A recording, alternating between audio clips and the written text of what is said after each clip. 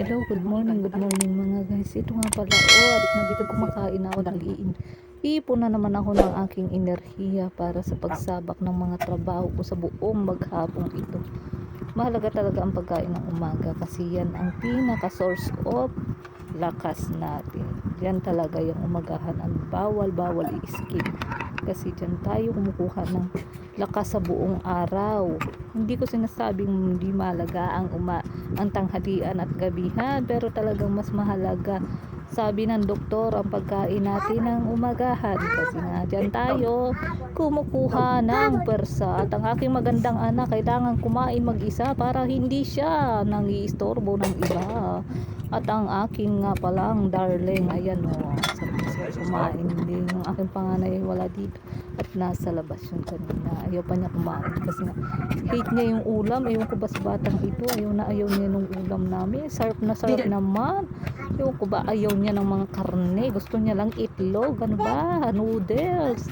Naku, ewan ko ba dito sa anak kong panganay na to, kahit gutom tinitiis, kaya minsan napapalo ko, pinipilit ko talagang supak sa bibig niya pagkain, makakain lang. Ay naku, napakabrutal tong nanay, pero para rin naman sa kanya yun.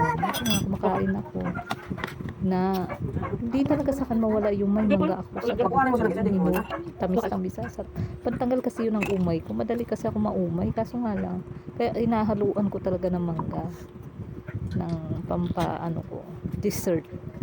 Oh, yayamanin dessert. Hindi, pantanggal ko lang ng umay yan kapag naduduwal na ako, ganto, ganyan. Ano, yun ang pantanggal ko para mas lalo ako makaraming kumain, diba? Ano, payat-payat ko na, kunting hangin na lang, ililipat na ako.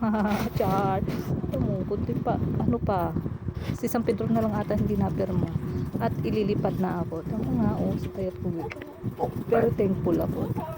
Malakas naman. Kahit papayat-payat, sabihin nga natin papayat-payat. Kasi nga, may iba naman, mataba nga, pero mahina naman ang resistensya. May ganun talaga bagay. Hindi porket payat, sakitin na. At hindi porket mataba, healthy na. Ganun talaga yun.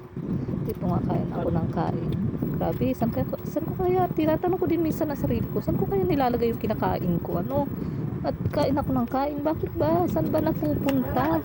Hindi naman ako pala CR. Oh, bakit hindi ako tumataba? Tanong ko din niya sa sarili ko. Ay naku, bahala na nga, huwag na natin problemahin. Basta kumakain ako at nag-iipon ako ng lakas kasi